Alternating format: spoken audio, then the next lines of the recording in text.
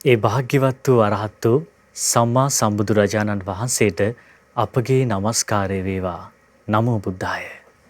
සතියන්ත සීල භාවනා වැඩසටහනේ දහවල් දේශනේ සමග අදත් ඔබ සහ සම්බන්ධ වන්නේ ඔබ අප සරණ ගිය ඒ අපගේ භාග්‍යවත් බුදුරජාණන් වහන්සේ කෙලෙස් සහිත කෙනෙක් නොවේ. කෙලෙස් රහිත කෙනෙක්. රහතන් වහන්සේ නමක් අරහං කියලා හඳුන්වනවා. ඒ අපගේ භාග්‍යවතුන් වහන්සේ මේ ලෝකය අවබෝධ කළේ බාහිර ගුරුවරයෙක්ගෙන් බ්‍රහ්මයෙක්ගෙන් අසා නොවේ. දෙවියෙක්ගෙන් අසා නොවේ.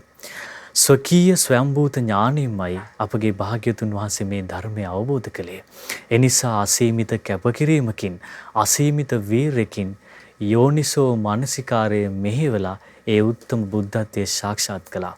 ඒ උත්තම බුද්ධත්වයේ සාක්ෂාත් කරලා අවබෝධ කරගත්තු ධර්මයේ ඒ ඥාන සමුදාය තමයි අදත් මෙලෙසින් ඔබට දායාද කරන්නේ රූපවාහිනී කලන මිතුරා විදිහට අදත් වැඩම කොට වදාළ මහා සංඝරත්නයේ දෙපා වන්දනා කරමින් අවසර අයද සිටිමු.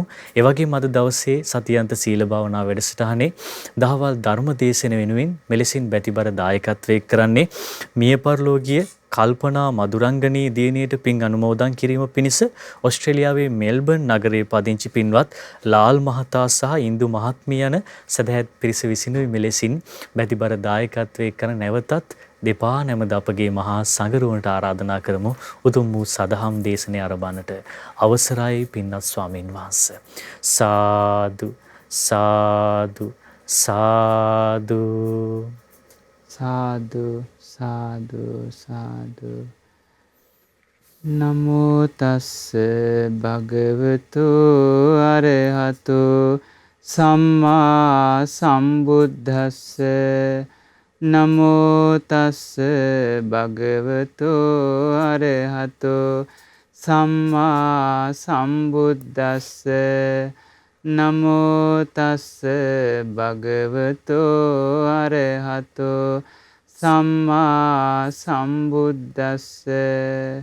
සාදු සාදු සාදු. අපගේ පරම පූජනීය ගුරු දේවෝත්තම කල්යාණ මිත්‍ර පින්වත් ලොකු ස්වාමීන් වහන්සේට අප සියලු දෙනාගේම নমස්කාරය වේවා. සාදු සාදු සාදු. ගෞරවනීය මහා සංඝරත්නයන් අවසරයි පින්වත්නි. අද දින ශ්‍රද්ධා සතියන් සීල භාවනා වැඩසටහන සඳහා දහවල් දේශනාව සඳහා දායකත්වයේ දරනවා මේ පරිලෝකීය කල්පනා මදුරංගනී දියණියට පින් අනුමෝදන් කිරීම පිණිස ඕස්ට්‍රේලියාවේ මෙල්බර්න් නගරයේ පදිංචි පින්වත් ලාල් මහත්මයා සහ ඉන්දු මහත්මිය විසින් කියලා තමයි අද දායකත්වයේ දරන්නේ. බොහොම සතුටු වෙන්න පින්වත්නි. මේ වගේ මේ අයහපත් කාල පරිච්ඡේදයක් පවතින කාල පරිච්ඡේදයේ වසංගත රෝගයක් පැතිරලා තියෙන මේ වගේ කාලෙක මේ විදිහට උතුම් තෙරුවන් ගුණ සිහිපත් කරමින් තමන්ගේ ජීවිතයේ ධර්මයේ තුලින් ගත කරන්න ලැබෙනවා කියන කාරණේ හරි ආශ්චර්ය දෙයක්. අద్භූත දෙයක්.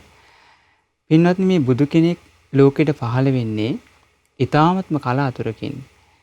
කල්ප ගානකින් තමයි අසිරිමත් සම්බුදු ගුණ යන්ගෙන් සමන්විත වෙච්ච බුදු කෙනෙක් මේ ලෝකෙට පහළ වෙන්නේ.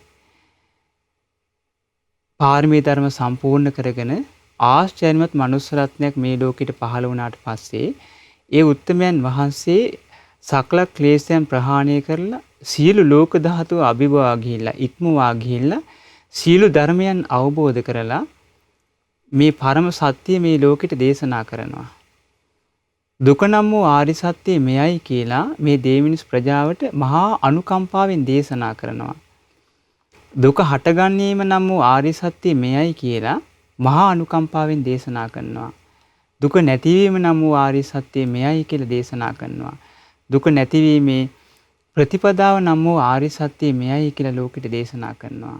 මේ ආශ්චර්ය දේ කරන්ඩ ලෝකෙට පහළ වෙන්නේ සම්මා සම්බුදුරජාණන් වහන්සේ නමක්.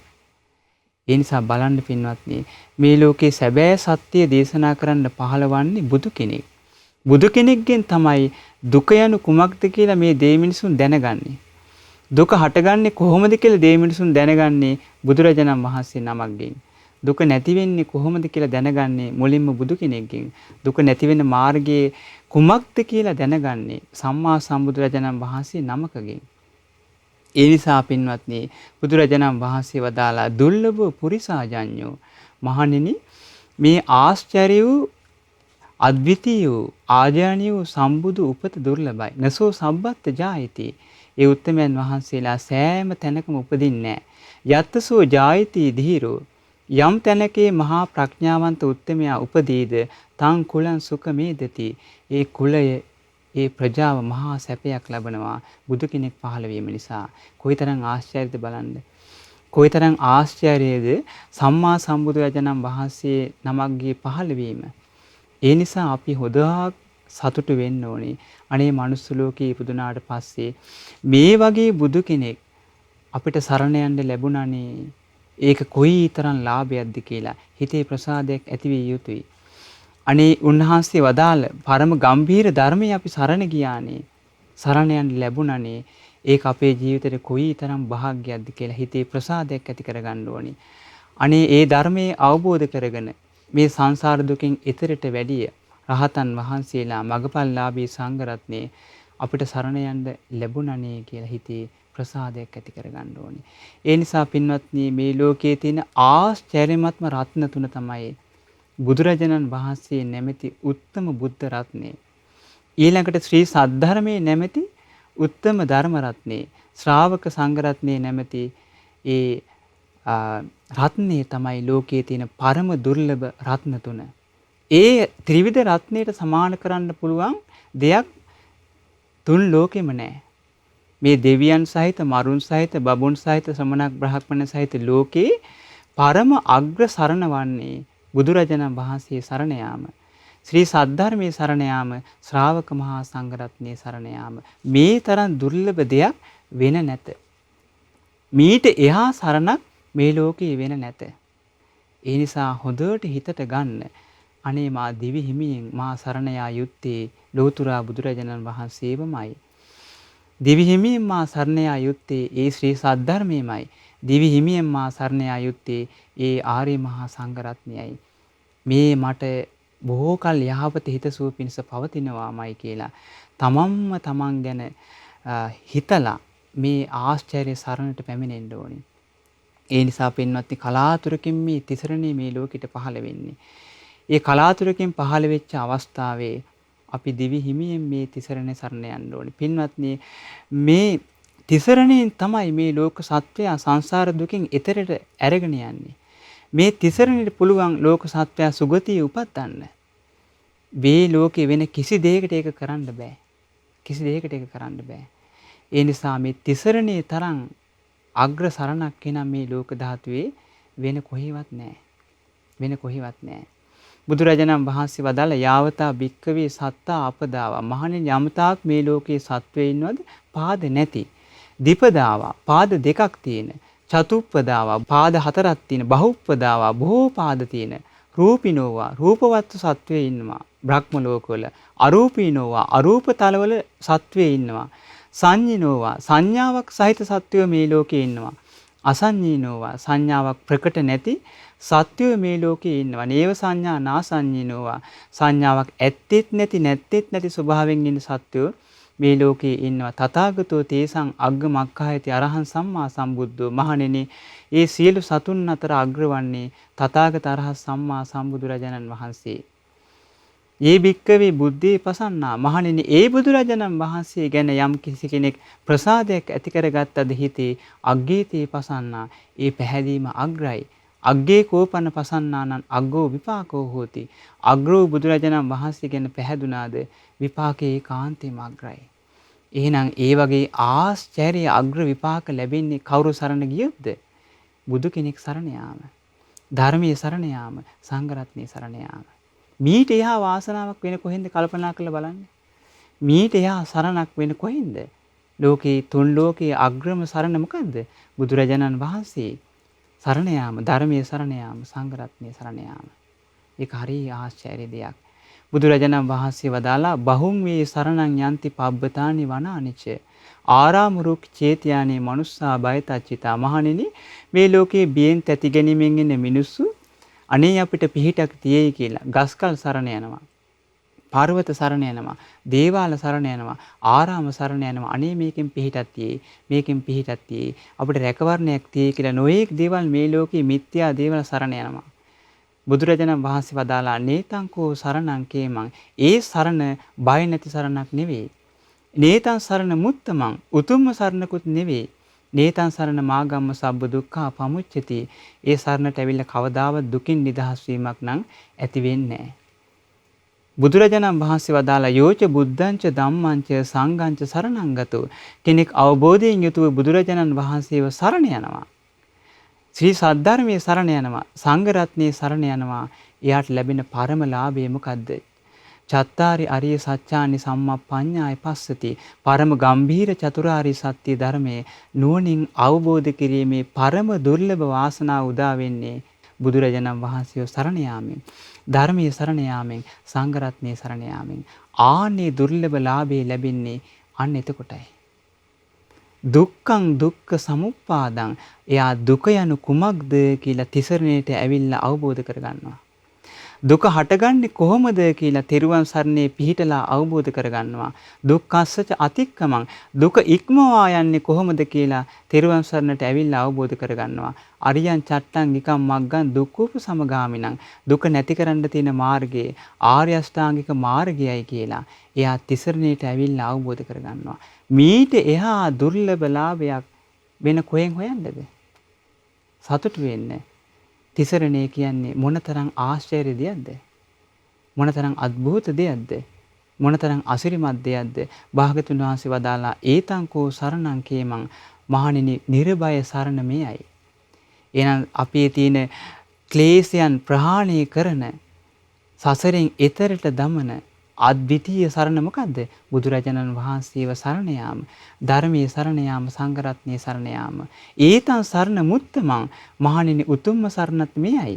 ඒතං සරණ මාගම්ම සබ්බ දුක්ඛා පමුච්චති. මේ සරණට ඇවිල්ලා සියලු දුක්ඛ දෝමනස්යන්ගෙන් නිදහස් වෙලා යයි. කල්පනා කරලා බලන්න මේ වගේ ආශ්චර්ය දෙයක් පින්වත්නි, තිසරණ සරණ යාම සුළුපටු දෙයක් නෙවෙයි. ඒ නිසා අදිෂ්ඨානයක් ඇති කරගන්න. දැන් මේ වසංගත රෝගයක් පැතිරලා තිනවා. ඒකම දැන් බලන්න ගම් වතුර ගලාගෙන යනවා. ඒ වගේම නොයේක වෙන අසනීප හැදෙනවා. අපේ ජීවිතය අනිත්‍ය වෙලා විනාශයටපත් වෙලා අවසන් වෙලා යනවා. අනිත්‍ය ජීවිතයක් ලැබිච්ච ඔබ අප සියලු දෙනාට තියෙන එකම රැකවරණය මොකද්ද? සරණ යාම. තෙරුවන් සරණ තරම් අග්‍ර සරණක් මේ ලෝකේ නෑ. ජරා මරණ නැමැති පර්වත වලින් යට කරගෙන යන අපේ ජීවිතයේ තියෙන එකම රැකවරණය මොකද්ද? තෙරුවන් සරණ යාම.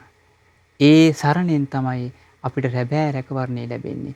දැන් බලන්න පින්වත්නි, මේ වසංගත රෝගයක් ඇතිලා මරණයටපත් වෙනවා මිනිස්සු. ඊළඟට මෙහි ගම් වතුර ගලනවා. මිනිස්සු මරණයටපත් වෙනවා. නොයේක් පීඩා විඳගෙන ජරා මරණ කරා මේ අපේ ජීවිතේ රැගෙන යනවා. මීට එහා දෙයක් ලැබීමක් නැහැ. ඉපදුණු කෙනාට ලැබෙන එකම දේ මොකද්ද? ජරා මරණ විතරයි. ඉපදුණු සත්‍යයට ජරා මරණ තමයි ලැබෙන්න තියෙන්නේ. එහෙනම් ජරා මරණ උරුම කරගත්ත ඔබ අප සීල දෙනාට ඒ ජරා මරණ වලින් නිදහස් වෙන්න තියෙන පරම දුර්ලභ රැකවරණය මොකද්ද? තිසරණ සරණ යාම. තෙරුවන් සරණේ පිහිටලා ධර්මයේ හැසිරීම තරම් අග්‍ර දෙයක් අපිට වෙන නැහැ. ඒ නිසා මේ අපේ ජීවිතය අනිත්‍යයි, වෙනස් වෙලා යනවා. ජරා මරණ දෙකෙන් අවසන් වෙලා යන ජීවිතේ අපි කරන්න ඕනේ තිසරණ සරණ ගිහිල්ලා මේ ධර්මයේ අවබෝධ කරන්න මහන්සි ගැනීමමයි. ඒක තමයි සැබෑ රැකවරණේ, සැබෑ පිළිසරණ අපේ ජීවිතේට. ඒකට උපකාර වන්නේ බුදුරජාණන් වහන්සේ ගැන ඇතිවෙන පැහැදීම, ධර්මයේ ගැන ඇතිවෙන පැහැදීම, සංඝ රත්නය ගැන ඇතිවෙන පැහැදීමමයි අපිට උපකාර වෙන්නේ. ඉතින් බලන්න ඒ දේ ලබා ගන්න අපි ගොඩාක් කැප කරන්න ඕනේ. අපිට ගොඩාක් මහන්සි ගන්න ඕනේ ඒ ශ්‍රද්ධා ලාභේ අපි උපදවා ගන්න. එතකොට තමයි අපිට ඒ සැබෑ රැකවරණය ලැබෙන්නේ. භාගතුන් වහන්සේ වදාළේ යස්ස සද්ධා තථාගතේ අචලා සුප්පතිට්ඨිතා. මහණෙනි, මේ දැන් බලන්න දේශනාවල තියෙන යම් කිසි කෙනෙකුට බුදුරජාණන් වහන්සේ ගැන අචල ප්‍රසාදයේ තියෙනවද? මනාකොට පිහිටලා ධර්මයේ ගැන, සංඝ රත්නයේ ගැන අචල ප්‍රසාදයේ මනාකොට පිහිටලා තියෙනවද? සීලංච යස්ස කල්යාණං ආර්ය කාන්තං පසංසිතං. එයාට නුවණැත්තන් පසසන ආර්යකාන්ත සීලයක් මනාකොට පිහිටලා තියෙනවා නම් සංඝේ පසාදෝ ඒ විතරක් නෙවෙයි සංඝ රත්නය ගැන පැහැදීමක් ඔහුට තියෙනවා දැන්. යස්සද්දි උජු භූතංච දස්සනං ඒ විතරක් නෙවෙයි මෙයාට තියෙන සම්මා දිට්ඨිය. නිවැරදි දැක්මක් තියෙනවා. අද ලිද්දෝ දිතං අහු අමෝගං තස්ස ජීවිතං එයාගේ ජීවිතේ දිලිඳු නෑ කියනවා. එයා සැබෑම ධනවතෙක් කියනවා. එයා තමයි සැබෑම ධනවතෙක් හැටියට ආර්ය විනේ බුදුරජාණන් වහන්සේ දේශනා කරේ. මොකද්ද ශ්‍රද්ධාලාභේ? ආන්න බලන්න තිසරණ සරණ යාමේ ලාභේ මොකද්ද? එයා දිලින්නෙක් නෙවෙයි කියනවා. එයා සැබෑම ධනවතෙක් කියනවා. එයා තමයි සැබෑම ආර්ය විනේ ධනවතා. කවුද? භාග්‍යතුන් වහන්සේ ගැන ප්‍රසාදයේ තියෙන ශ්‍රාවකයා, ධර්මයේ ගැන ප්‍රසාදයේ තියෙන ශ්‍රාවකයා, සංඝ රත්නයේ ගැන ප්‍රසාදයේ තියෙන ශ්‍රාවකයා තමයි මේ ආර්ය විනේ සැබෑම ධනවතා. ඉතින් හරි ආශ්චර්යයි පින්වත්නි. බලන්න එතකොට මේ අපිට මේ ශ්‍රද්ධා ලාභය මේ තිසරණ සරණ යාම අපේ ජීවිතේට කොයි තරම් ඒක උපකාර වෙනවද? කොයි තරම් ඒක පිළිසරණ පිණිස පවතිනවද? මේ සරණ යාම. මේ සරණ යාම. ඉතින් ඒ නිසා ඒ කාරණා හොඳට සිහිපත් කරගන්න මේ සරණේ තියෙන වටිනාකම. පින්වත්නි බලන්න අපගේ බුදුරජාණන් වහන්සේගේ ජීවිතේ කොයිතරම් ආශ්චර්යද කියන්නේ උන්වහන්සේ දේශනා කරනවා ඒක පුද්ගලෝ භික්කවේ ලෝකේ uppajjamaano uppajjati බහුජන හිතාය. මහණෙනි මේ ලෝකෙට කලාතුරකින් උපදිනව එකම එක උත්තමයෙක් බොහෝ අයට හිත පිණිස බහුජන සුඛාය බොහෝ අයට සැපේ පිණිස ලෝකානුකම්පාය මේ ලෝකෙට අනුකම්පා පිණිස අත්තාය හිතාය සුඛාය දේව මනුස්සානන්ති දේ මිනිසුන්ගේ යහපත පිණිස හිතසුව පිණිස මේ ලෝකෙට කලාතුරකින් පහළ වෙනවා එකම එක උත්තමයෙක් කතමෝ ඒක පුද්ගලෝ මහණෙනි ඒ කලාතුරකින් මේ ලෝකෙට පහළ වෙන දේ මිනිසුන්ට යහපත පිණිස හිතසුව පිණිස පහළ වෙන්න එකම එක උත්තමයා කවුද? බුදුරජාණන් වහන්සේ වදාලා තථාගතෝ අරහං සම්මා සම්බුද්ධෝ ඒ තමයි තථාගත අරහත් සම්බුදුරජාණන් වහන්සේ.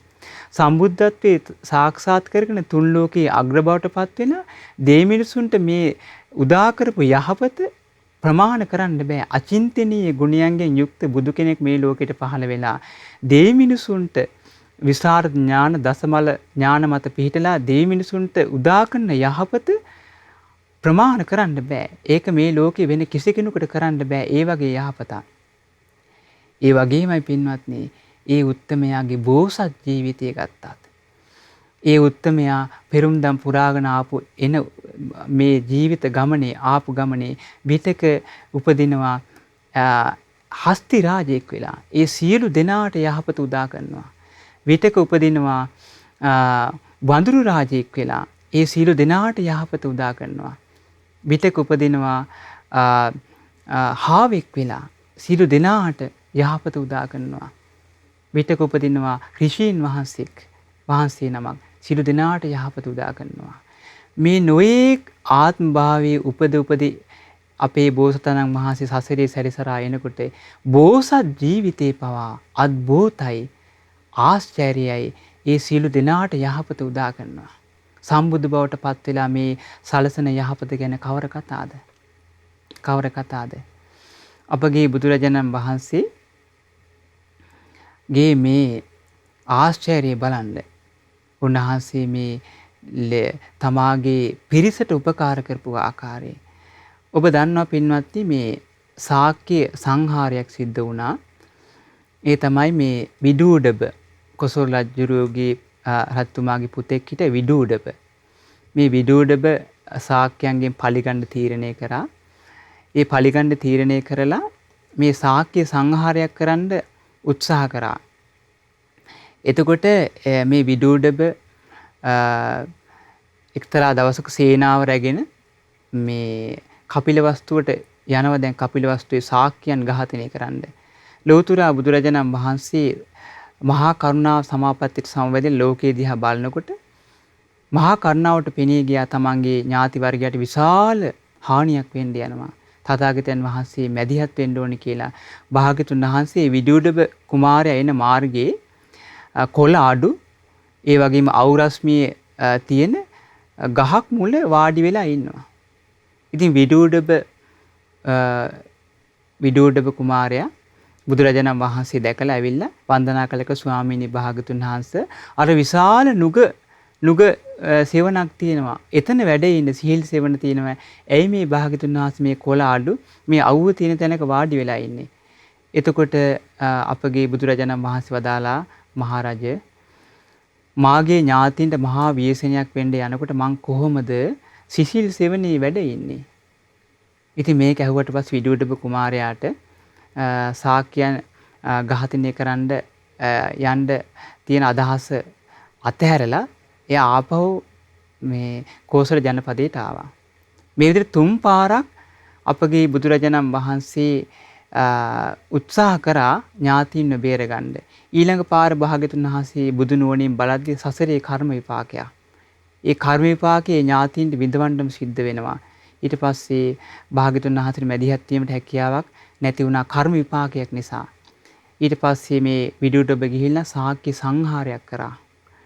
ඉතින් අර භාග්‍යතුන් වහන්සේ විටින් විට ඥාතීන් බේරගන්න මැදිහත් වීම ආරම්භයා භික්ෂුන් වහන්සේලා කතා කරමින් හිටියා.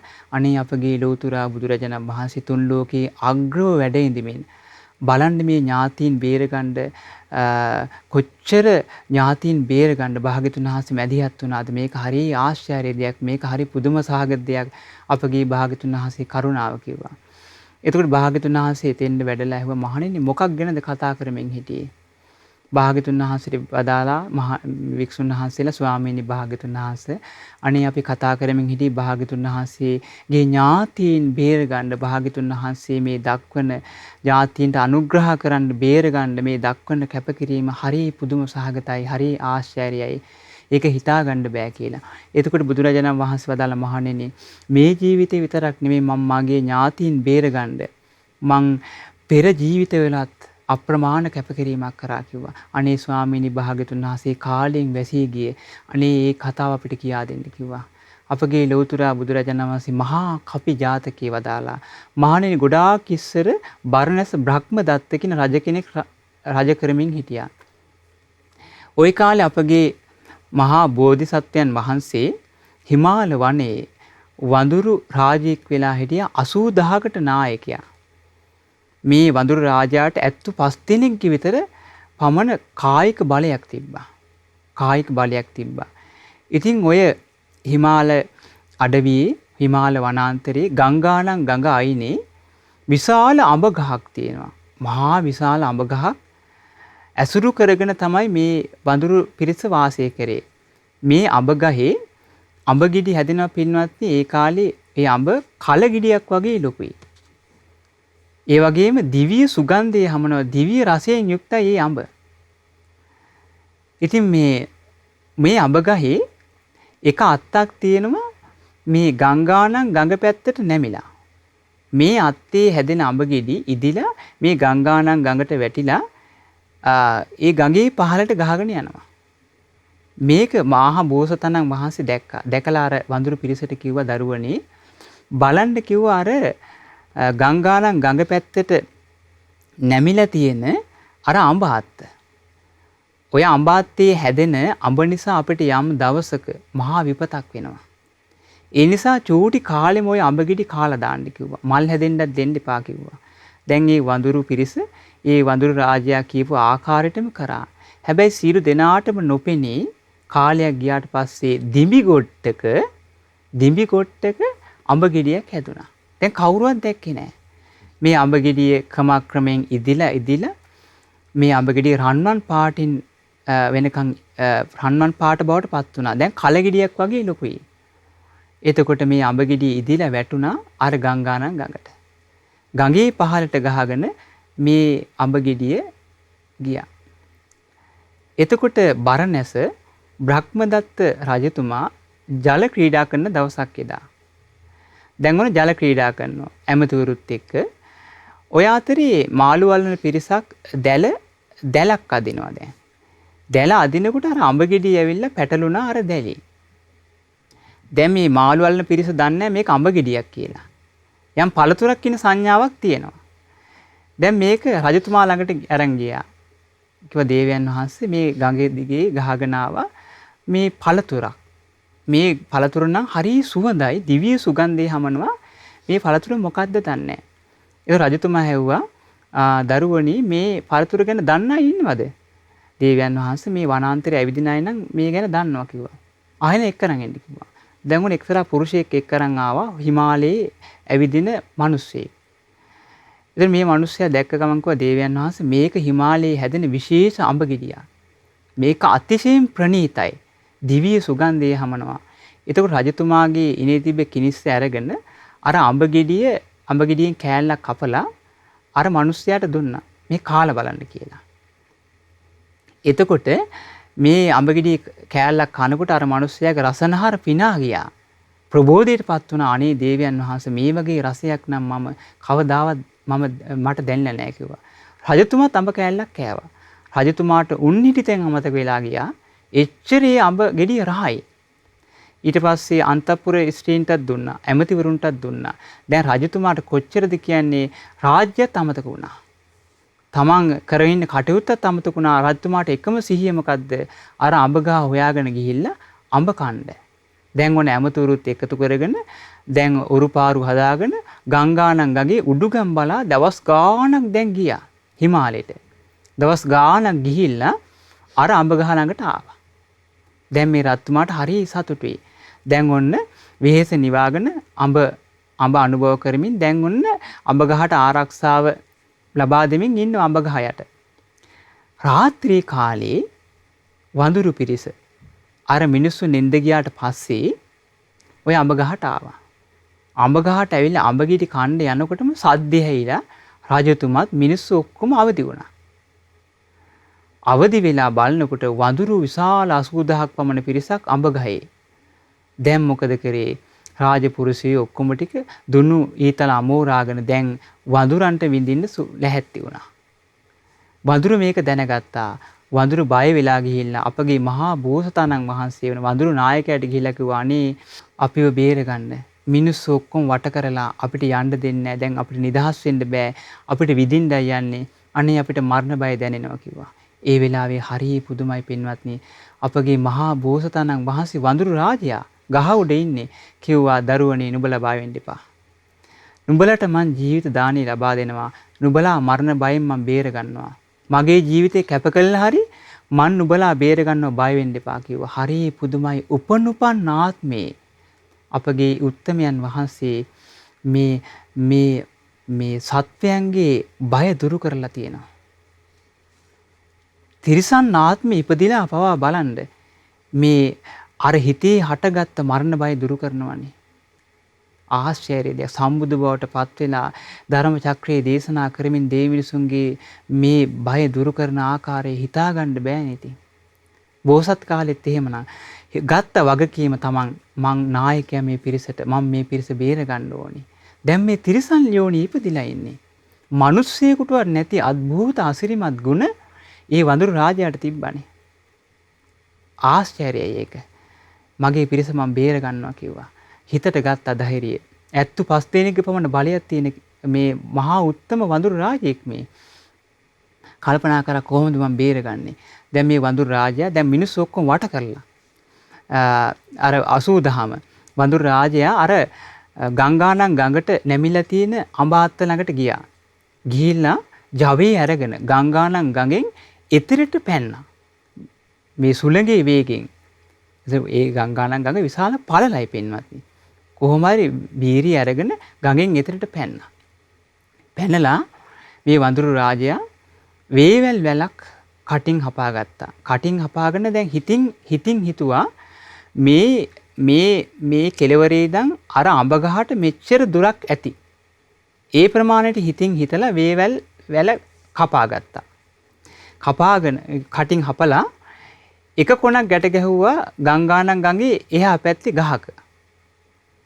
ගැට ගහලා දැන් හිතුවා එහෙනම් මේ දුර එහා පැත්තේ අඹ ගහට දුර ඇති වෙයි කියලා හිතින් හිතලා තමන්ගේ ඉනේ එහා කෙළවර ගැට ගහගත්තා. දැන් වඳුරු රාජයා හිතුවේ වේගෙන් ගිහලා පයින්නකොට අඹ ගහට පයින්න ප්‍රමාණයට මේ වේවැල් වැල දුර ඇති කියලා. එහෙම හිතුවේ. දැන් මොකද උනේ? දැන් මේ පැත්තේ කෙළවර ඉනේ ගැට ගහගෙන එහා පැත්තේ කෙළවර එහා පැත්තේ ගහේ ගැට ගහලා මේ සුළඟේ වේගෙන් දුවක නැවිලා මේ පැත්තට පැන්නා. අවාසනාවට පින්වත්නි අර වේවැල් වැල දිග මදි. ඒ උත්තම වඳුරු රාජයාට ගහේ ආධාරකයක් හැටියට ගහ ආධාර කරගෙන ඉන්න බැරි වුණා. ගහේ රැඳෙන්න බැරි වුණා. අහුනේ අඹ අත්තක් විතරයි. අඹ අත්තක් විතරයි අහුනේ. ඒ අඹ අත්තෙත් රැඳෙන්න අමාරුයි. හරියට දැවටිලා ඉන්න අමාරුයි. ආධාරකයක් හැටියට ඉන්න අමාරුයි අඹ අත්තෙත්. නමුත් වීරියෙන් අඹ අත්ත අල්ලගත්තා. දැන් ගහ අල්ලගෙන හිටියනම් ශක්තියක් එනවනේ ඇඟට. දැන් ගහ අල්ලගන්න දිග මදි වේවැල් වැල. දැන් අර අඹ අත්ත විතර අල්ලගන්න දිග ඇති උනේ. අඹ අත්ත අල්ලගෙන අනිත් වඳුරු පිරිසට කිව්වා දරුවනේ දැන් වෙලා මදි ඉක්මනට මගේ පිටින් මේ ඔබලා එතර වෙලා මේ වැලෙන් මේ එතර වෙලා ගඟෙන් එතරට යන්න කිව්වා. දැන් අර වඳුරු පිරිස අඬා වැළපෙමින් ඒ වඳුරු රජතුමාට වන්දනා කරලා වඳුරු රාජයාගේ පිටට ගොඩ වෙලා සුවසේ අර වේවැල් වැලෙන් එතර වුණා. මේ සිදුවීම පින්වත්නි බර්ණස් රජතුමා ගහ යට ඉඳන් බලා හිටියා. බලා ඉඳලා හිතුවා හරිය පුදුමයිනේ. පුදුම සහගතයි මම මේ වගේ සත්වෙක් නම් මම දැකලා නැහැ. මේ වගේ බිහිසුණු අවස්ථාවක තමන්ගේ මුළු ජීවිතේම පරිත්‍යාග කරලා තමාගේ වර්ගයා වෙනුවෙන් අසාමාන්‍ය අද්විතීය ජීවිත පරිත්‍යාගයක් නම් මේම කරන සතෙක් මම දැකලා නැහැ කිව්වා. ආශ්චර්යයි. අద్භූතයි. පුදුම සහගතයි. අර මුළු අර 80000ම ඊතර කරා. රජතුමාට හරි දුකයි කනගාටුයි. ඒ කියන්නේ සතුටක් ඇතුණා. ඒ වගේම මේ වගේ අద్භූත සත්‍යයක් මම දැකලා නැහැනේ. ජීවිත පරිත්‍යාගයෙන් තමන්ගේ පිරිස ඊතර කරවනවා. හරි පුදුම සහගතයි. මේ දේ කියලා කතාව මේ හිතුවා. ඊට පස්සේ ඔය අතර හිටියා පින්වත් වඳුරු රැළේම හිටියා රිලවෙක්. මේ රිලව කල්පනා කරා මේ රිලව ඔය අබගහ උඩටම නැංගා. අබගහ උඩටම මුදුනටම නැගලා දැන් අර වඳුරු රාජයාට වෙහෙසයිනේ. වඳුරු රාජයා 80000ක් ඊතර කරලා පිටින් හරි වෙහෙසයි දැන්. ඒ වෙලාවේ අර රිලව කල්පනා කරා දැන් මගේ හතුරගෙන් පලිගන්න වෙලාව හරි. ඒ අසත්පුරුෂ රිලවා කල්පනා කරා දැන් ඔන්න මගේ හතුරාගේ පිට මට හොඳට පේනවා දැන් මම පලිගන්න ඕනි කියලා අර හරි වෙහෙසටපත් වෙලා ඉන්න අපගේ බෝසත් වඳුරු රාජයාගේ පිටට වෙර අරගෙන පැන්නා. පැන්නට පස්සේ පින්වත් මොකද වුනේ මේ අපේ වඳුරු රාජයා බෝසතාණන් වහන්සේගේ හදවත පැලිලා ගියා. ඒ වේගෙට මහන්සියෙන් හිටියේ අනිත් එක ආධාරකයකුත් නෑ අල්ලගන්න. අර චූටි අඹාත්තක් අල්ලගෙන හිටියේ ඒ වාසිය බලලා අර අසත්පුරුෂ රිලවා හයියෙන් වේගයෙන් පැන්න පිට මතට හදවත පැල්ලා ලී ගලන්න පටන් ගත්තා. මේ සිදුවීම දැක්කා බ්‍රහ්මදත්ත රජතුමා. හරි කනගාටුයි පුදුමයටපත් වුණා. හරි පුදුමයි බලන්න මේ සත්‍යය මේ වඳුරු රාජයා මේ වගේ අභියෝගයක් වෙලත් ඉවසීමෙන් යුතුව ලේ පෙරාගෙන ඉවසීමෙන් ඉන්න ආකාරයේ පුදුම සහගතයි කියලා මේ රජතුමාට කනගාටුවක් ඇති වුණා. කනගාටුවක් ඇති වෙලා හරි පරිස්සමට වඳුරු රාජයා මේ ගහෙන් බිමට ඇරගෙන වඳුරු රාජයාගේ මුළු ඇඟේම දැන් ලේ තැවරිලා මුළු ඇඟේම සලුවක් ඔතලා මේ වඳුරු රාජයා හොඳට නාවලා හොඳ යහනක නිදි කෙරෙව්වා. ඒ සත්පුරුෂ බ්‍රහ්මදත්ත රජතුමා ඒ වඳුරු රාජයා උස ආසනයක නිදි කරලා බ්‍රහ්මදත්ත රජතුමා මිටි ආසනයක ඉඳගත්තා. මිටි ආසනයක ඉඳගෙන කිව්වා මහා මේ වඳුරු රාජයන් වහන්සේ ඔබ මේ විශාල පිරිසක් ඔබ මේ වගේ අභියෝගයක් මැද මේ වගේ විශාල අභියෝගයක් මැද ජීවිත පරිත්‍යාගයෙන් ඔබ විශාල 80000ක් පමණ විශාල පිරිසක් මේ මරණ බයෙන් නිදහස් කරලා මේ ගංගානම් ගඟෙන් එතරට කරානේ. ඒ පිරිස ඔබේ කවුද කිව්වා. එතකොට අපගේ මහා බෝසතාණන් වහන්සේ ප්‍රකාශ කරා මහා රජුරුවනි ඒ මගේ පිරිසයි කිව්වා. ඒ 80000ටම නායකයා මමයි. ඔබගේ පිරිස දුනු අමෝරාගෙන මාගේ මේ වඳුරු පිරිසට ඊතල විදින්න සූදානම් වෙනකොට මේ පිරිස මගේ ළඟට ඇවිල්ලා හඬා වැළපෙමින් ජීවිත දාණය ඉල්ලුවා. අනේ මාව අපිව බේරගන්න. අපිට මරණ බය දැනෙනවා. අපිව බේරගන්න කියලා හඬා වැළපුණා.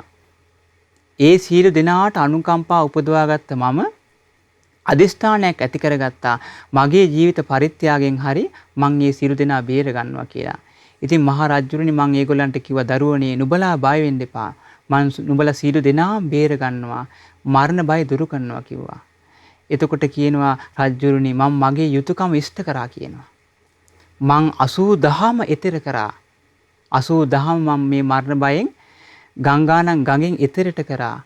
මට දැන් ඔබ අතින් මම මැරුණත් කමක් නැහැ කිව්වා. මේක ඇහුවට පස්සේ රත්තුමාට පුදුම ශෝකයක් හටගත්තා. කනගාටුවක් හටගත්තා.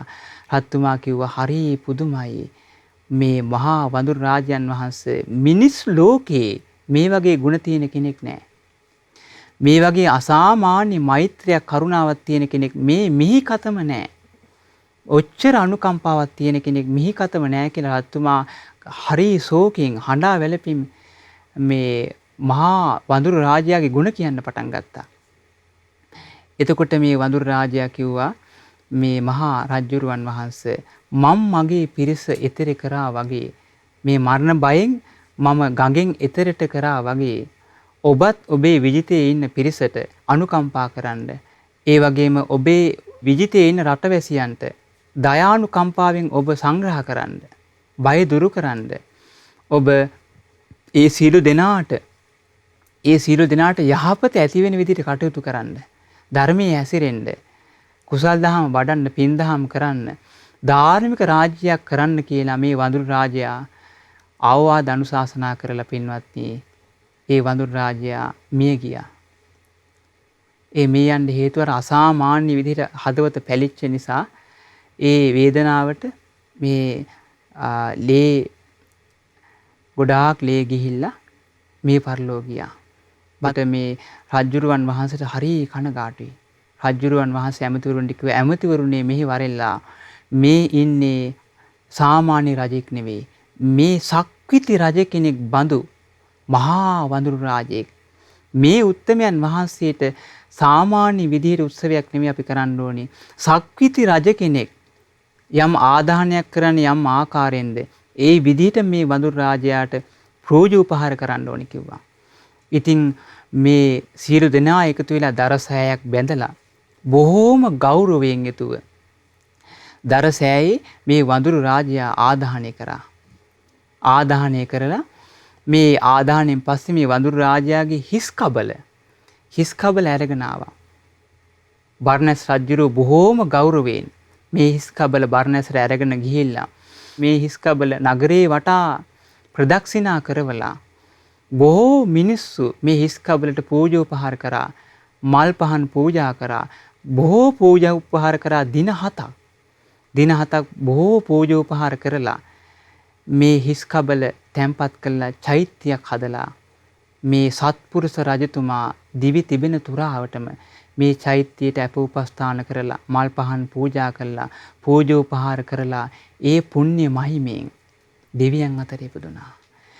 බලන්න බෝසතාණන් වහන්සේ නමකගේ තිරිසන් යෝනියේ ඉපදුන මේ වඳුරු රාජයා වෙලා හිටපු කාලෙක ඒ අසිරිමත් ගුණයන් ඒ කියන්නේ ඒ අසාමාන්‍ය මෛත්‍රී ගුණේ අසාමාන්‍ය කරුණා ගුණේ මහිමේට තිරිසන් ලෝකේ බලන්න බෝසතාණන් වහන්සේ නමක් වඳුරු යෝනියේ වෙලා ඉපදිලා ඒ වඳුරු රාජයාට උපස්ථාන කරලා ඒ මිනිස්සු දෙවියන් අතර ඉපදුනා නම් ලෝතුරා සම්බුදු බවට පත්වෙච්ච ඒ උත්තමයන් වහන්සේගේ ගුණ සිහිපත් කරමින් උන්වහන්සේගේ සෑයක් උදෙසා ධාතු සෑයක් උදෙසා වන්දනාමාන කරලා අප උපස්ථාන කරන පින මොනතරම් විපාක දෙයිද?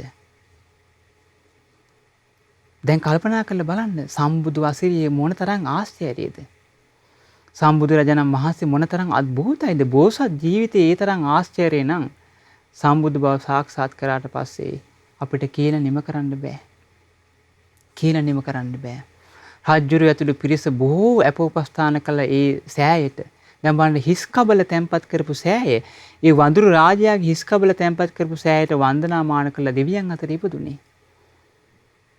හිත පහදවාගෙන භාගතුන් වහන්සේ ගැන සිහි කරමින් ධාතු සෑයක් වන්දනා කරාට පස්සේ කොයිතරම් විපාක ලැබෙයිද?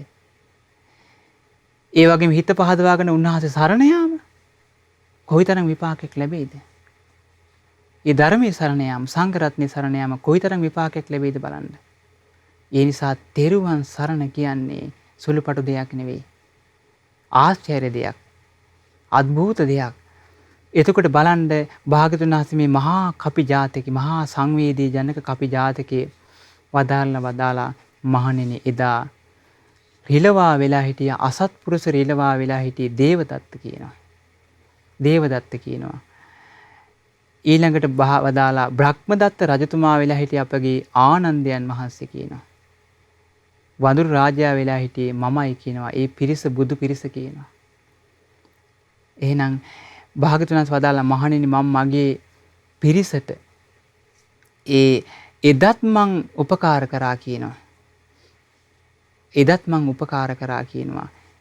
එදත් මං තමාගේ ඥාති වර්ගයාට උපකාර කරා කියනවා. අදත් මං මේ උපකාර කර ආකාරයට අද ලෝතුරා සම්බුදු බවට පත් වෙලා සසරෙන් එතර වෙන මාර්ගයේ දේශනා කරමින් උපකාර කරනවා. ඒක ආශ්චර්ය දෙයක් කියනවා. අద్భుත දෙයක්. ලෝතුරා බුදු බවට පත් වෙලා උපකාර කරන්නේ සසරෙන් එතර වෙන්නයි. මේ ලෝක සත්‍ය සසරින් මුදවාලන්නයි උන්වහන්සේ ධර්මයේ දේශනා කරන්නේ. ඒක හරිය ආශ්චර්ය දෙයක්. භාගතුන් වහන්සේ වදාළ මහණෙනි තිකිච්ඡකා භික්කවේ විරේචනං දෙන්ති. මහණෙනි මේ වෛද්‍යවරු ඉන්නවා විරේක බෙහෙත් දෙනවා කියනවා. ඒ විරේක බෙහෙත් දෙන්නේ මොනාටද? පිත්ත සමුට්ඨානානම්පි ආබාධාය පටිඝාතාය. පිටින් හටගන්න ආබාධ නැසීම පිණිස බෙහෙත් දෙනවා. සෙමෙන් හටගන්න ආබාධ නැතිවීම පිණිස බෙහෙත් දෙනවා. වාතයෙන් හටගන්න ආබාධ නැතිවීම පිණිස බෙහෙත් දෙනවා කියනවා මේ වෛද්‍යවරු. විරේක බෙහෙත් දෙනවා කියනවා. මහණෙනි මේ විරේක බෙහෙත් කෙනෙකුට හරියන්න පුළුවන්, කෙනෙකුට හරියන්නේ නැති වෙන්න පුළුවන්. ඒ විරේක බෙහෙත බුදුරජාණන් වහන්සේ වදාලා අහංචකෝ භික්කවේ අරියං විරේචනං දේශිස්සාමි. මහණෙනි මම අනුදැන වදාරනවා, මම හඳුන්වා දෙනවා කියනවා ආර්ය විරේකය. මම මේ ආර්ය විරේකය ලබා දෙනවා කියනවා.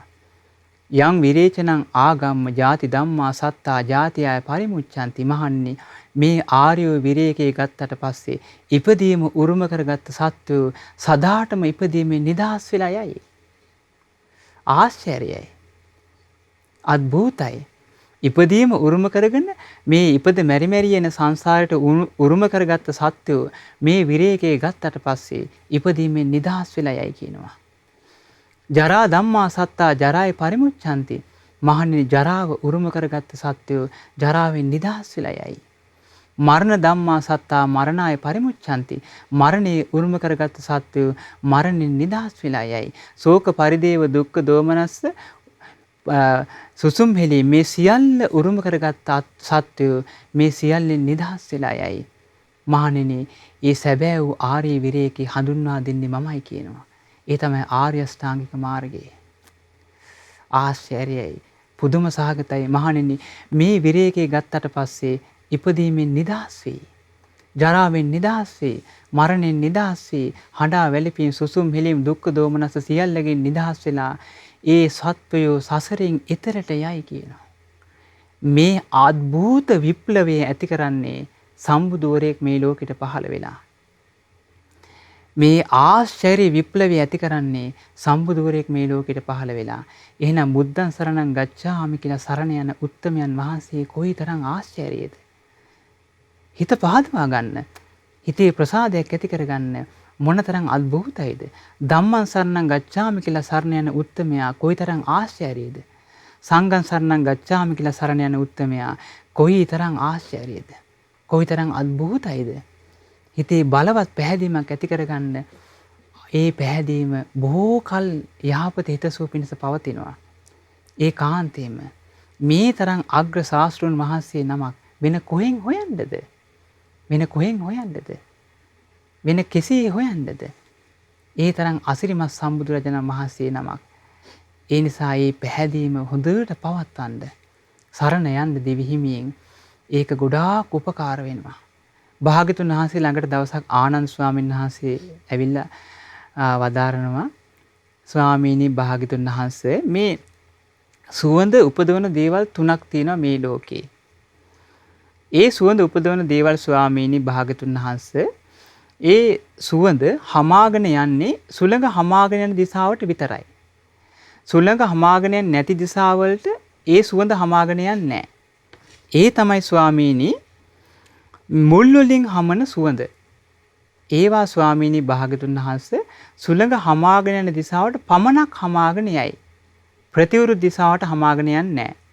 ඒ වගේම ස්වාමීනි සාර ගන්ධ අරටුවෙන් හමන සුවඳ මේ සුළඟ හමාගෙන යන දිශාවට පමණක් හමාගෙන යයි.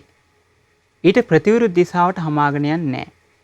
පුප්ප ගන්ධ ස්වාමීනි මල් වලින් හමන සුවඳ තියෙනවා. සුළඟ හමාගෙන යන දිශාවට පමණක් හමාගෙන යයි. ඊට ප්‍රතිවිරුද්ධ දිශාවට හමාගෙන යන්නේ නැහැ. ඉතින් අහනව අත්තිනකෝ බන්ති කිංචි ගන්ධ ජාතං යස්ස අනුවාතම්පි ගන්ධෝ ගච්ඡති. ස්වාමීනි යම් සුවඳක් මේ ලෝකේ තියෙනවද මේ සුළඟ හමාගෙන යන දිශාවටත් හමාගෙන යන ඒ වගේම ප්‍රතිවිරුද්ධ දිශාවටත් හමාගෙන යන මේ දස දිශාවටම හමාගෙන යන සුවඳක් මේ ලෝකේ තියෙනවද? එතකොට බුදුරජාණන් වහන්සේ වදාළ ආනන්දෙ තියෙනවා. යම් සුවඳක් තියෙනවා සුළඟ හමාගෙන යන දිශාවටත් හමාගෙන යනවා. ඊට ප්‍රතිවිරුද්ධ දිශාවටත් හමාගෙන යනවා.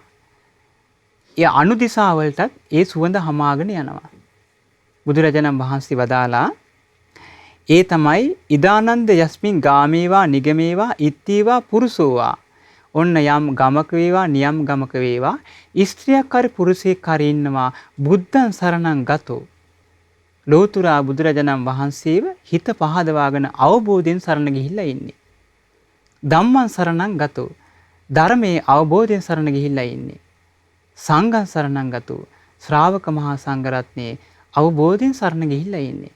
යම් නියම් ගමක වේවා ඒ වගේම ගමක වේවා ඒ ස්ත්‍රිය හරි පුරුෂයා හරි බුදුරජාණන් වහන්සේ ධර්මයේ සංඝරත්නයේ අවබෝධයෙන් සරණ ගිහිල්ලා. ඒ විතරක් නෙවෙයි පාණාතිපාතා පටිවිරතෝ හෝති. සතුම් මැරීමෙන් වැළකීලා. සොරකමින් වැළකීලා. වැරදිකාම සෙවණින් වැළකීලා. බොරු කීමෙන් වැළකීලා. මත්පැන් මත්ද්‍රව්‍යයෙන් වැළකීලා වාසය කරනවා. බුදුරජාණන් වහන්සේ වදාලා විගතමල මච්චේරේන චේතස අගාරං අජ්ජා වසති.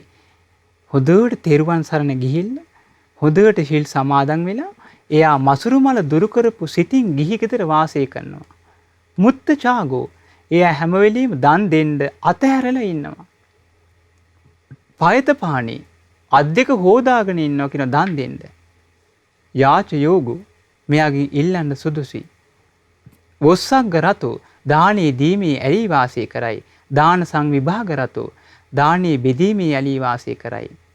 බුදුරජාණන් වහන්සේ දේශනා කරනවා ආනන්දය මෙන්න මේ ස්ත්‍රිය ගැන පුරුෂයා ගැන ඒ දිසාවේ ඉන්න ශ්‍රමණක් බ්‍රහ්මණවරු ගුණ වර්ණනා කරයි. මෙයාගේ කීර්ති ගෝසාව පැතිරිලා යයි. ඒ ශ්‍රමණක් බ්‍රහ්මණවරු ඒ දිසාවේ ඉන්න ශ්‍රමණක් බ්‍රහ්මණවරු ඒ ස්ත්‍රිය ගැන පුරුෂයා ගැන ගුණ වර්ණනා කරයි. අහවල් ස්ත්‍රිය අහවල් පුරුෂයා දිවි හිමියෙන් බුදුරජාණන් වහන්සේ සරණ ගියා. ධර්මයේ සරණ ගිහිල්ලා ඉන්නේ. සංඝ රත්නයේ සරණ ගිහිල්ලා ඉන්නේ. සීලවන්තයි. දන් දීමේ ඇලී වාසය කරනවා කියලා ඒ දිසාවේ ඉන්න ශ්‍රමණක් බ්‍රහ්මණවරු වර්ණනා කරනවා කියනවා. වර්ණනා කරනවා කියනවා. ඒ විතරක් නෙවෙයි දෙවියන් පවා අමනුෂ්‍යයන් පවා ආනන්දය ඒ කෙනා ගැන ගුණ වර්ණනා කරනවා කියනවා. ඒ කෙනා ගැන පසසනවා කියනවා. මේ කෙනා මේ වගේ තෙරුවන් සරණ ගියානේ.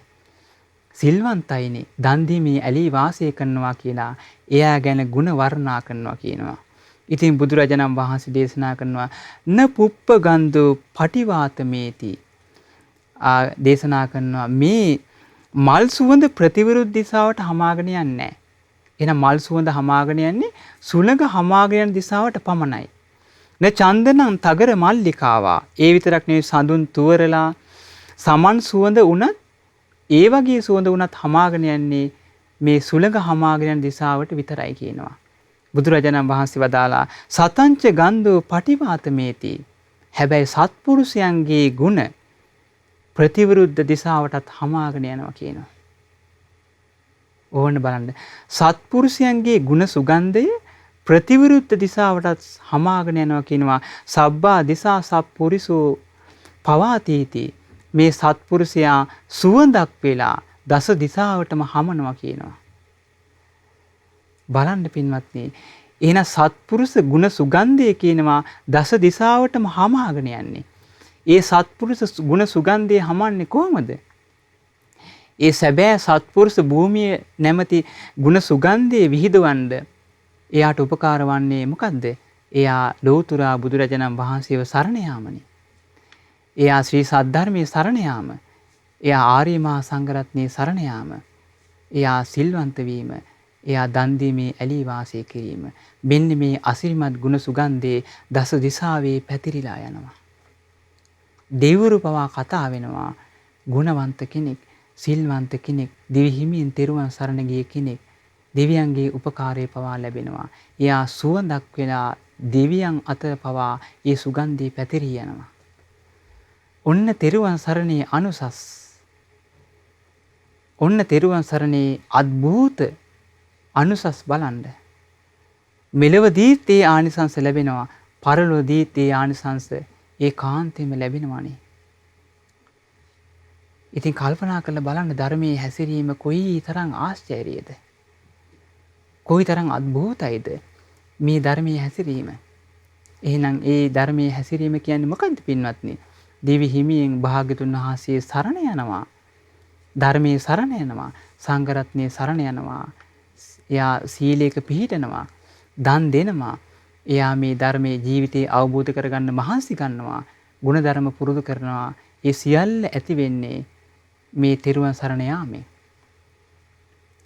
ඉතින් බලන්න පින්වත්නි, දැන් අපිට කොයිතරම් වාසනාවක්ද කෙනෙක්ගේ ජීවිතේට මේ තෙරුවන් සම්බන්ධ කරගන්න ලැබුණොත්, තෙරුවනේ පිහිටන්න ලැබුණොත් එයාට කොයිතරම් රැකවරණයක් ලැබෙයිද? කොයිතරම් රැකවරණයක් පිහිටක් ලැබෙයිද? ඒ කෙනාට තෙරුවන් සරණ යන්න ලැබුණොත් කෙනෙකුට. ඒකනේ වදාළේ ඒකේචි බුද්ධං සරණං ගතාසේ නැති ගමිස්සන්ති අපායං. මහණෙනි, යම් කෙනෙක් ලෝතුරා බුදු කෙනෙක් සරණ යයිද, එයා සතර අපායේ උපදින්නේ නැහැ. පහය මානුසං දේහං දේවකායා පරිපෝරේසanti. මිනිස් කය අතහරිනවත් එක්කම එයා සුවසේ දෙවියන් අතර උපදිනවනේ. මේ දුර්ලභ භාග්‍යය උදා වෙන්නේ බුදු කෙනෙක් සරණ යාම, ධර්මයේ සරණ යාම, සංඝ රත්නයේ සරණ යාම. ඒ සැබෑ රැකවරණය ලැබෙන්නේ. හොඳට බුදු ගුණ හිතන්න. බුදුරජාණන් වහන්සේ වදාළේ සුප්ප බුද්ධං පබුජ්ජಂತಿ සදා ගෞතම ශාවකා. මහණෙනි, ගෞතම බුදුරජාණන් වහන්සේගේ ශ්‍රාවකෝ පිබිදිලා ඉන්නවා, ප්‍රබෝධයෙන් ඉන්නවා, සතුටින් ඉන්නවා. ඒසං දිවාච රත්තෝච නිච්ඡං බුද්ධගතා සති. දිවා රාත්‍රී දෙකේ අසිරිමත් සම්බුදු ගුණ හිත හිතා ප්‍රබෝධමත් වෙනවා, සතුටටපත් වෙනවා, ප්‍රීතියටපත් වෙනවා. අනේ අපි බුදුරජාණන් වහන්සේ සරණ ගියානේ කියලා. ඕන්න බලන්න ශ්‍රාවකයෝ ඉන්න ආකාරය. ප්‍රබෝධයෙන් ඉන්නවා කියනවා, සතුටු සිතින් ඉන්නවා කියනවා. ඒ තෙරුවන් සරණේ පිහිටලා. එහෙනම් ඒ රැකවරණේ ලැබෙන්නේ ඇයි? ඒ තෙරුවනේ තියෙන ආනුභාවයට, තෙරුවනේ තියෙන ආශ්චර්ය භාවයටයි ඒ රැකවරණේ ලැබෙන්නේ. ඒක මේ ලෝකෙ වෙන කිසිම දෙයකින් ගන්න බෑ. කිසිම දෙයකින් ඒ භාග්‍ය වාසනාව වෙන ලැබෙන්නේ නැහැ. ඒක ලැබෙන්නේ තෙරුවන්ගෙන්. ඉතින් බුදුරජාණන් වහන්සේ වදාලා ඒක පුද්ගලෝ භික්ඛවේ ලෝකේ uppajjamana uppajjati අච්චරිය මනුස්සෝ. මහණෙනි, මේ ලෝකෙට එකම එක උත්තමෙක් උපදිනවා ආශ්චර්යයි. කතමෝ ඒක පුද්ගලෝ. මහණනි, කවුද ඒ ආශ්චර්ය උත්තමයා? තථාගතෝ අරහං සම්මා සම්බුද්ධෝ. ඒ තමයි තථාගත අරහත් සම්බුදුරජාණන් වහන්සේ නැමැති අසිරිමත් උත්තමයා කියනවා. ලෝකේ ආශ්චර්යමත් උත්තමයා. ආශ්චර්යමත් උත්තමයා. අద్භූත ගුණ දරා වැඩ සිටි ලෝකේ ආශ්චර්ය උත්තමයා කවුද? බුදුරජාණන් වහන්සේ. එතකොට එවැනි උත්තමෙක් මනුස්ස ලෝකෙවත් නැහැ, දෙවියන් අතරත් නැහැ, බ්‍රහ්මයන් අතරත් නැහැ. ඒ වගේ ආශ්චර්ය උත්තමෙක්. ඒ ආශ්චර්ය පින්වත්නි, උන්වහන්සේගේ මේ සම්බුදු බවට ලබා ගත්තට පස්සේ ඒ ආශ්චර්ය පුදුම සහගත දෙයක් ඒක. ඒ වගේමයි පින්වත්නි, බෝසත් කාලේ පවා ඒ ආශ්චර්යය තිබ්බා. බෝසත් කාලේ පවා ඒ ආශ්චර්යය තිබ්බා උන්වහන්සේගේ ජීවිතේ. දවසක් අපගේ භාග්‍යතුන් වහන්සේ මගධ රාජ්‍යයේ භික්ෂු සංඝයා පිරිවරාගෙන චාරිකාවේ වඩිනවා. ඉතින් මගධ රාජ්‍යයේ චාරිකාවේ වඩිනකොට ඒ ප්‍රදේශෙට මහා ලැව් ගින්නක් හටගත්තා. විශාල ලැව් ගින්නක් දැන් වනාන්තරයේ ගිනි අවුලාගෙන දැන් එනවා. එතකොට මේ සමහර භික්ෂුන් වහන්සේලා බය වුණා. මහා ලැව් ගින්නක් හටගෙන අනේ දැන් අපි විනාසයි. එතකොට මේ භික්ෂුන් වහන්සේලා කල්පනා කර සමහර අය දැන් අපි එහෙනම් ලැව් ගින්නට ප්‍රතිවිරුද්ධ මේ පැත්තෙන් ගින්නක් අපි උපද්දමු කියලා මේගොල්ලන් ගිනි දඬු හොයාගෙන මේ පැත්තෙන් ගින්නක් උපද්දන්න මහන්සි ගත්ත සමහර භික්ෂුන් වහන්සේලා. ඔය අතරේ හිටපු සංසුන් සිත් ඇති භික්ෂුන් වහන්සේලා ප්‍රකාශ කර ඇවත්නි ඇයි කලබල වෙන්නේ? ඇයි කලබල වෙන්නේ? හිරු මඩල වැනි ලෝකේ එළිය කරන සඳු මඩල වැනි තුන් ලෝකේම ප්‍රඥා ලෝකෙන් ආලෝකමත් කරන සාසුන් වහන්සේ ඉන්නවනේ. සර්වඥතා ඥාණයෙන් බබලන තුන් ලෝකේ අග්‍රම පින තියෙන කෙනා අපි ළඟනේ ඉන්නේ. තාදී ගුණයෙන් බබලන මේ ලෝක සත්‍ය සසරින් ඈතර කරලන මහා ගැල්කරුවාණන් වහන්සේ අපි ළඟ ඉන්නේ. මේ සත්වයාගේ මේ බිය දුරු කරන තුන් ලෝකේ අසහාය හිරුමඩල අපි ළඟනේ ඉන්නේ. ඇයි බය වෙන්නේ කිව්වා. ඔන්න ඊට පස්සේ මේ බුදුරජාණන් වහන්සේ ළඟට මේ භික්ෂුන් වහන්සේලා ගියා. ඔන්න භාගතුන් වහන්සේ යම් ප්‍රදේශයකට වඩිනකොට ඒ ප්‍රදේශයේ වට කරගෙන මහා ලැව් ගින්නක් එනවා දැන්. හරි පුදුමයි පින්වත්නි. ඒ භාගතුන් වහන්සේ ඉන්න ප්‍රදේශයේ ළඟට එනකොටම නිවිලා ගියා. හරියට ගිනි පෙල්ලක් වතුරට දානකොට නිමෙන්නේ ඒ වගේ සම්පූර්ණයෙන්ම නිවිලා ගියා. ඉතින් භික්ෂුන් වහන්සේලා කතා වුණා හරිය අద్භූතයිනේ. හරි පුදුම සහගතයිනේ. තුන් ලෝකයේ අග්‍ර ශාස්ත්‍රඥ වහන්සේ සමගයි අපි දැන් මේ ඉන්නේ. තුන් ලෝකෙම ඝන අන්ධකාරයේ දුරු කරන ප්‍රඥාවෙන් බබලන ශාස්ත්‍රඥ වහන්සේ සමග අපි ඉන්නේ. මහා ලැව් ගින්නක් ආවා අතුරුදහන් වෙලා ගියා. බුද්ධානුභාවයේ ආශ්චර්යයයි. අద్භූතයි කියලා අනුමෝදන් වුණා. ඒ වෙලාවේ මේ බුදුරජාණන් වහන්සේ වදාළ මහණෙනි මේක මේ ආනුභාවයේ බෝසත් ජීවිතයේ ආනුභාවයක් කියනවා. මේක බෝසතාණන් වහන්සේ නමක් වෙලා ඉන්නකොට කරපු සත්‍ය ක්‍රියාවක ආනුභාවයයි. ඒ මේ ආනුභාවය කියනවා. මහණෙනි වටුකුරුළු පැටියෙක් වෙලා තථාගතයන් වහන්සේ පෙර ජීවිතයක මේ මගධ ආශ්‍රය කරගෙන වාසය කරා. මගධ ජනපදයේ ආශ්‍රය කරගෙන මේ ප්‍රදේශයේ වාසය කරා. ඒ කාලේ කරපු සත්‍ය ක්‍රියාවක ප්‍රතිඵලයක් නිසායි ලැබුගින්න නෙවුනේ. මේ කල්පයේ පවතින පුරාවටම මේ ප්‍රදේශයේ ලැබුගිනි හටගන්නේ නැහැ කියනවා. අනේ ස්වාමීනි කාලයාගෙන් වැසී ගිය අනේ අපිට ඒ කාරණේ කියා දෙන්න කිව්වා. ඒ ආශ්චර්යමත්ම බෝසත් ජීවිතේ කියා දෙන්න කිව්වා. ඒ අසිරිමත් සත්‍ය ක්‍රියාව කියා දෙන්න කිව්වා. එතකොට මේ අපගේ බුදුරජාණන් වහන්සේ දේශනා කරා මහණෙනි ගොඩාක් ඉස්සර මේ මගදී බෝසතාණන් වහන්සේ වටුකුරුළු පැටියෙක් වෙලා හිටියා. ඉතින් මේ වටුකුරුළු පැටියා බිත්තරෙන් ඇවිල්ලා සුළු කාලයයි. චූටි පියාපත් තියෙන්නේ. ඇස් දෙකවත් යන්තමින් තමයි අරින්න පුළුවන්. ඉගිලෙන්න බෑ. ඊ타මත්ම ලපටි. ඉගිලෙන්න බෑ. ඊ타මත්ම ලපටි. ඉතින් මේ චූටි කුරුළු පැටියව පෝෂණය කරේ දෙමව්පියෝ. කුරුළු අම්මයි තාත්තයි මේ කුරුළු පැටියට කණ්ඩ ගෙනත් දෙනවා. ඉතින් මේ විදිහට මේ අසරණ කුරුණු පැටිය පෝෂණය කරා. ඉතින් ඔය අතරේ මේ ඔන්න ওই ප්‍රදේශයට පින්වත්නි මහා ලැව් ගින්නක් හටගත්තා. දැන් ලැව් ගින්න හටගත්තට පස්සේ වනාන්තරයේම ඉන්න කුරුල්ලෝ බයෙන් ඉගිලිලා ගියා. දැන් මේ කුරුල්ල අම්මටයි තාත්තටයි හරි කනගාටුයි. තමාගේ චූටි කුරුළු පැටිය ඉගිලෙන්නත් බෑ. ඇවිදින්නත් බෑ.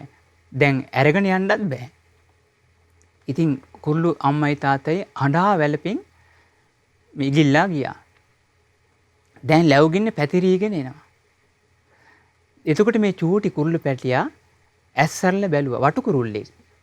ඇස්සැරලා බලනකොට දැන් වනාන්තරයේ මුළු වනාන්තරයේම මේ වෙලාගත් ලැව් ගින්නක් එනවා. මේ චූටි කුරුළු පැටියා කලබල වුණේ නැහැ. කල්පනා කරා මේ ලෝකේ ගුණධර්ම කියලා දෙයක් තියෙනවා. මේ ලෝකේ සීලී කියලා දෙයක් තියෙනවා. ඒ වගේම පාරමී ධර්ම පුරාගෙන තුන් ලෝකයේ අග්‍ර බවට පත් වෙන බුදුරජාණන් වහන්සේලා මේ ලෝකයේ වැඩ සිටි බව සත්‍යයක්. උන්වහන්සේලා මේ ලෝකයේ සත්‍ය ධර්මය දේශනා කරා.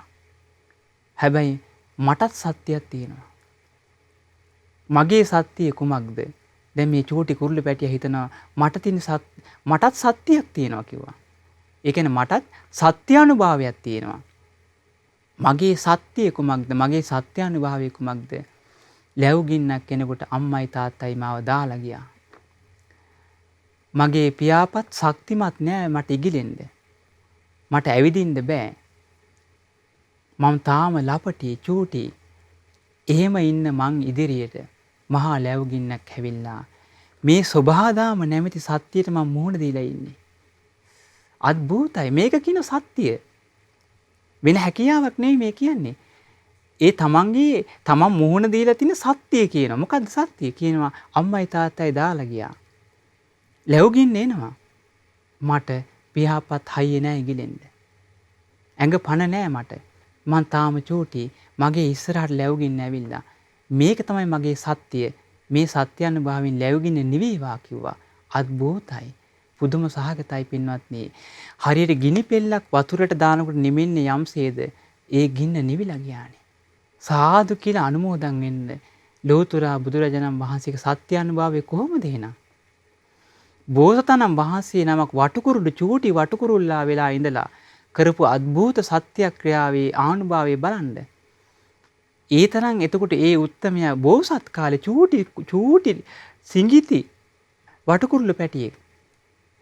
මහණෙනි එදා කරපු සත්‍යක්‍රියාව නිසා මේ කල්පයේ පවතින තුරාවට මේ ප්‍රදේශෙ ලැබුගිනි හටගන්නේ නැහැ කියනවා. මහණෙනි අද ලෝතුරු සම්බුදු බවට පත් වෙලා රාග දේශ මෝහ නැමැති ලැබුගින්නෙන් එතර වීම පිණිස ධර්මයේ දේශනා කරපු ඒ සාසුන් වහන්සේ මේ ඉන්නේ කියනවා. ආශ්චර්යයි. මහණෙනි දැන් එදා මං ඒ ලැබුගින්න සත්‍යක්‍රියාවක් කළා නිවුවා කියනවා. අද මං සැබෑම රාග දේශ මොහ ගින්න නිවන්න පරම සත්‍ය දේශනා කරනවා කියලා චතුරාර්ය සත්‍ය ධර්මයේ දේශනා කරා. ඒ දේශනාව අවසන් වෙද්දී බොහෝ භික්ෂුන් වහන්සේලා මගපල් ලැබුවා. මගපල් ලැබලා සැනසීමටපත් වුණා. ලෝතුරා බුදුරජාණන් වහන්සේගේ අමාදියෙන් තෙමී ගියා. අන්න සරණ හිතට ගන්න. මම මේ සරණ ගැන මෙච්චර වෙලා මම මේ කිව්වේ ඇයි පින්වත්නි? මේ සරණේමයි අපිට පිහිට තියෙන්නේ. මේ සරණේමයි සැබෑ රැකවරණේ තියෙන්නේ. මේ සරණේමයි සැබෑ යහපත තියෙන්නේ. ඒ නිසායි පින්වත්නි මේ වගේ දහම් කාරණා මේ පින්වතුන්ට මේ සරණේ තියෙන වටිනාකම ගැනම තේරුම් ගන්න මේ දහම් කාරණා අපි කතා කරන්නේ. මේ සරණට එන්නේ නැතුව අපිට වෙන කිසි දෙයක් කරන්න බෑ. මේ සරණට පැමිණිලාමයි අපිට මේ සැබෑ යහපත උදා කරගන්න හැකියාව තියෙන්නේ. ඒ සරණ තුලින්මයි සැබෑ යහපත අපිට උදා වෙන්නේ. ඒ සරණට පැමිණෙන්නේ නැතුව අපිට දුකින් නිදහස් වීමක් කවදාවත් මේ ලෝකේ සිද්ධ වෙන්නේ නැහැ. ඒ නිසා සරණ කුමක්ද කියලා හඳුනා ගන්න. බුද්ධං සරණං ගච්ඡාමි කියලා සරණ ගියේ බුදුරජාණන් වහන්සේ කොයි වගේ උත්තරමේද කියලා හඳුනා ගන්න. ධම්මං සරණං ගච්ඡාමි කියලා සරණ ගියේ ධර්මයේ මොන වගේ ධර්මයක්ද කියලා හඳුනා ගන්න. සංඝං සරණං ගච්ඡාමි කියලා සරණ ගියේ ශ්‍රාවක සංඝරත්නයේ මොන වගේ පිරිසක්ද කියලා හඳුනා ගන්න. ආනේ හඳුනා ගැනීම අපිට ගොඩාක් උපකාර වෙනවා මේ ධර්ම මාර්ගයේ පුරුදු කරගෙන ගමන් කරන්න. උපකාර වෙනවා. ඉතින් ඒ නිසා ඒක හොඳට කල්පනා කරලා බලන්න. බුදු කරුණාව මේ ධර්මයේ හැසිරීමේ ආනිසංශ ඒ කියලා නිම කරන්න බෑ. භාග්‍යතුන් වහන්සේ අලව නුවරට වැඩියා. අලව නුවරට වැඩියා අග්ගාලව චෛත්‍ය ස්ථානයේ භාග්‍යතුන් වහන්සේ වැඩ ඉන්නකොට බුදුරජාණන් වහන්සේට ඒ අලව නුවර මිනිස්සු දානයක් පූජා කරා. ඒ වෙලාවේ භාග්‍යතුන් වහන්සේ අනුශාසනාවල හැටියට දේශනා කරේ මරණ අනුස්සතිය. ඒ තමයි මරණ අනුස්සතිය වඩන ආකාරය. ඒකාන්තයෙන්ම අපි සියලු දෙනා මරණයටපත් වෙන්න සිද්ධ වෙනවා. ඒ නිසා අප්‍රමාදීව මරණ අනුස්සතිය පුරුදු කරන්න කියලා භාග්‍යතුන් වහන්සේ ධර්මයක් දේශනා කරා.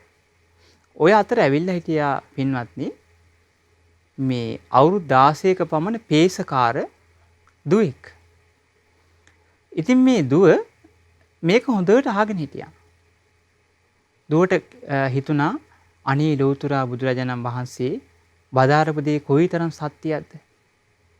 මොනතරම් සත්‍යයක්ද බුදුරජාණන් වහන්සේ මේ දේශනා කරේ? මොකක්ද මේ දේශනා කරේ? මරණ අනුස්සතිය වඩන්න. අනේ මං වුණත් මැරෙනවනේ. මටත් මැරෙන්න සිද්ධ වෙනවනේ කියලා මේ දුවට හිතට ගියා. ඒ කාරණේ භාග්‍යතුන් වහන්සේගෙන අප්‍රමාණ පැහැදීමක් ඇති වුණා. දැන් මේ අවුරුදු 16ක පමණ පේසකාර දියණිය එදා ඉඳන් මේක පුරුදු කරන්න පටන් ගත්තා. අර අනිත් නගරවාසීන් පිරිස ඒක අහගෙන හිටියට ඒක පුරුදු කරන්න මහන්සි ගත්තේ නැහැ. දවසක් භාග්‍යතුන් වහන්සේ මහා කරුණා සම්පත්තියට සමවැදිලා ලෝකයේ දිහා බලනකොට මහා කරුණාවට පෙනී ගියා අර පේසකාර දුව. බුදුරජාණන් වහන්සේගේ බුදු නුවණට වැටහුණා මගපල් ලබන්න පින තියෙනවා. ඇය කෙරෙහි කරුණාව උපද්දවාගෙන තුන් ලෝකාග්‍ර බුදුරජාණන් වහන්සේ අලව නුවරට වැඩියා. දැන් අලව නුවර මිනිස්සුන්ට හරිය සතුටුයි. අනේ බුදුරජාණන් වහන්සේ නැවත වරක් අපේ නගරයට ආවනේ. දැන් බොහොම සතුටින් දැන් මිනිස්සු භාග්‍යතුන් වහන්සේ ආව කියලා දැනගෙන සතුටටපත් වුණා. මේක ආරංචි වුණා පේසකාර දියණියට. වඩා සතුටුුනේ ඇයයි. ඇය තමයි වඩාත්ම සතුටුුනේ.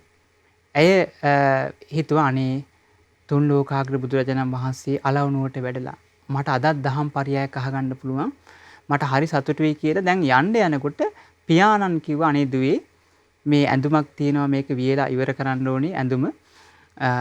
ඒ නිසා මේකට නූල් ටිකක් මට මේ ඔතාගෙන එන්න කිව්වා. එතකොට දුවගේ හිතේ දුනා අනේ දැන් මං බණ අහන්න හිටියේ මගේ පියාණන් කටයුත්තක් කරනවා කමන්නේ මං ඒ කටයුත්ත කරලා බුදුරජාණන් වහන්සේගේ බණ අහන්න යනවා කියලා දැන් මේ දුව නූල් බෝලි නූල් ඔතාගෙන දැන් එන අතරේ ඔන්න දැන් භාග්‍යතුන් වහන්සේ වැඩ ඉන්න තැනට ආවා. ඇවිල්ලා අර මිනිස්සු කෙළවරේ වාඩි වුණා.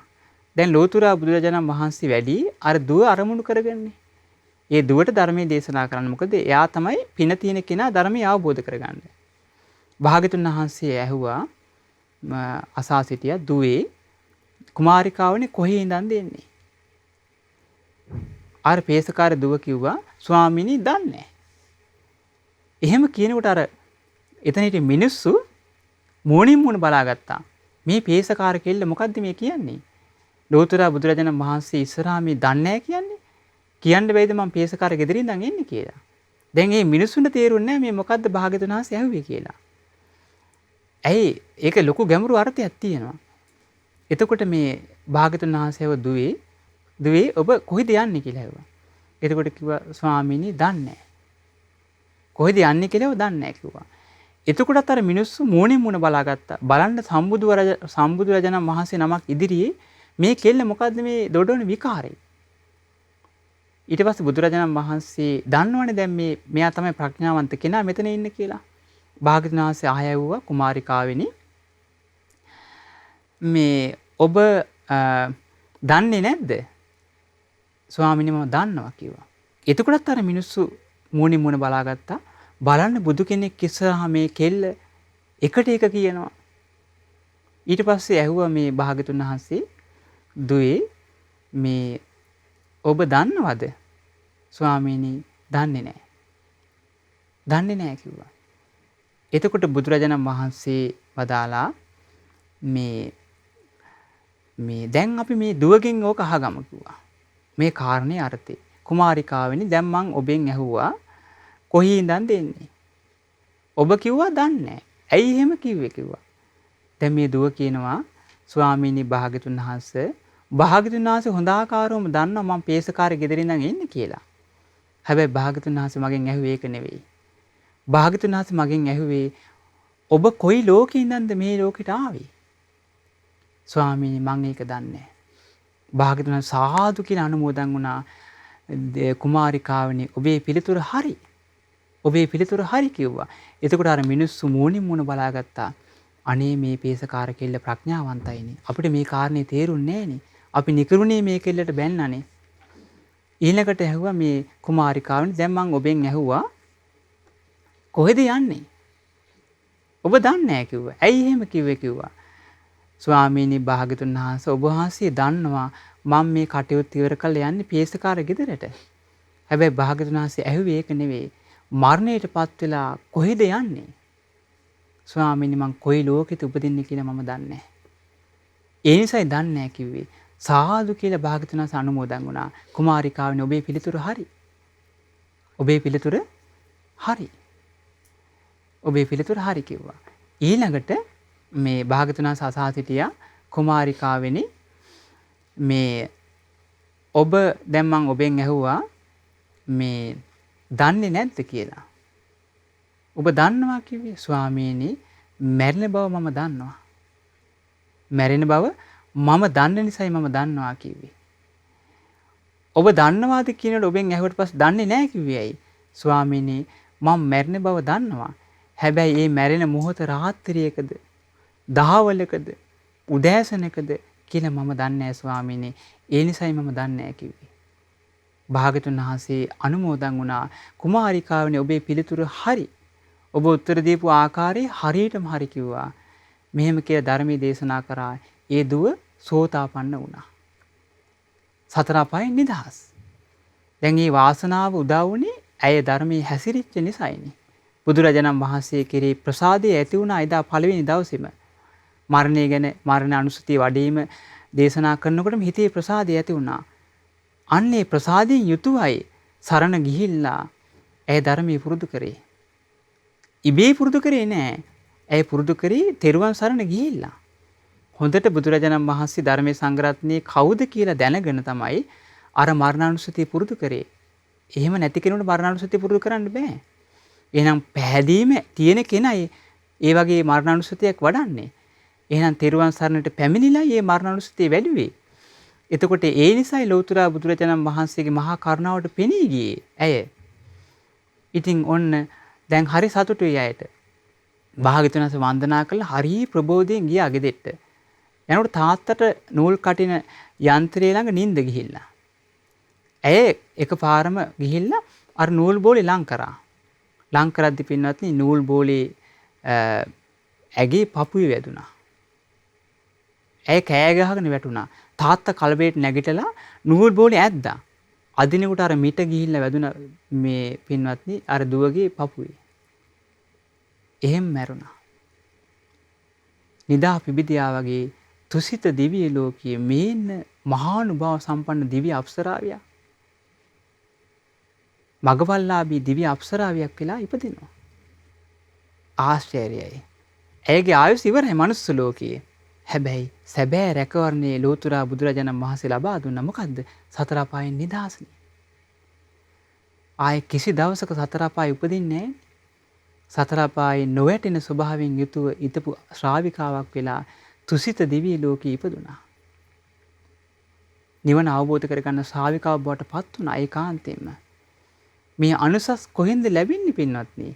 කොහෙන්ද ලැබෙන්නේ? දිවි හිමියෙන් තෙරුවන් සරණ ගිය කෙනාටයි මේක ලැබෙන්නේ. දිවි හිමියෙන් තෙරුවන් සරණ ගිය කෙනාටයි මේක ලැබෙන්නේ. ඕන්න බලන්න ජීවිත පරිත්‍යාගයෙන් ජීවිත පරිත්‍යාගයෙන් හැසුරුනේ ධර්මයේ. බලන්න මරණයටපත් වෙලා දෙවියන් අතර ඉපදුනානේ. තුසිත දිව්‍ය ලෝකයේ අදටත් ඇති හරි සතුටින් මාර්ගය පුරුදු කරනවා ඇති. මතක් වෙනවා ඇති ඒවා. මනුස්ස කාලේ මගේ ජීවිතේ අපති ගියේ නෑ මම.